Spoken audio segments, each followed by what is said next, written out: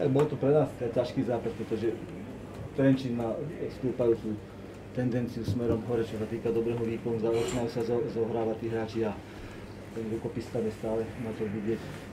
Takže sme išli tak troška z rešpektu do toho zápasu a nakoniec si myslím, že mali sme tam aj my nejaké šance, oni mali nejaké dve, tri viacej ako my, ale my sme ďační za bod v tomto zápase. Ďakujem. Nech sa páči zhodnotenie zápasu tréner Martin Šebel. Dobrý večer, prajem. My sme očakávali, že super príde s defenzívnou nejakou taktikou, že bude to obranný blok možno 9 hráčov, ktorý nebude jednoduché prekonať. Mali sme tam nejaké náznaky šanci.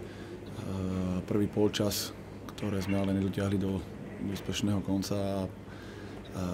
Pri takomto superovi, ktorý hrá zozadu, možno si ani tých šancí až tak moc nevytvoríte, ale pokiaľ sa nám naskytnú, tak je dôležité, aby sme boli efektívni. Dobrý vstup sme mali do druhého polčasu, kde sa nám podarilo dať potom gól. Nastrelili sme konštrukciu brány, 5 minút pred koncom striedajúci Mance mohol zápas zavrieť na 2-0 a bolo by po zápase, pretože pokiaľ je 1-0, tak super samozrejme ešte cíti šancu.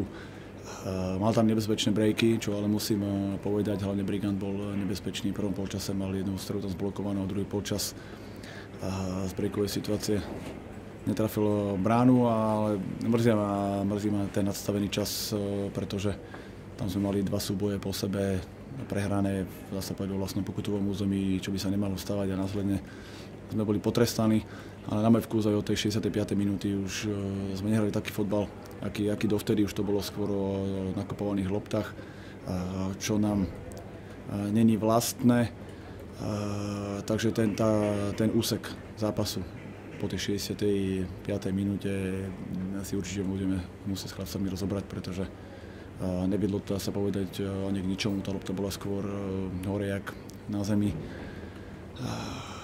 Mrzí nás samozrejme strata 2 bodov. Tá dominancia tam bola na našej strane, čo sa týka možno držania lopty, čo sa týka aj streleckých pokusov, ale pokiaľ sme není efektívni, tak výsledok môže byť aj pre nás krutý. Dneska musím povedať, že sme stratili 2 body.